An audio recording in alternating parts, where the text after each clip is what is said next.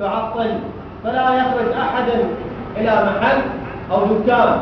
لأنه يوجد هناك فخاخات، والسبب هي تلك الصراعات وتلك النقاحات من أجل مناصبهم وتثبيتهم. سابقا كان الدم العراقي يسفك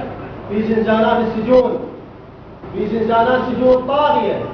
أما في الوقت الحاضر أصبحت القضية أكثر وأوسع، فالدم العراقي يسفك في الشوارع وفي الأسواق وفي المساجد وفي الحسينيات، ويخرج من هنا ومن هنا مسؤولون يبررون ذلك بالتقصير الأمني،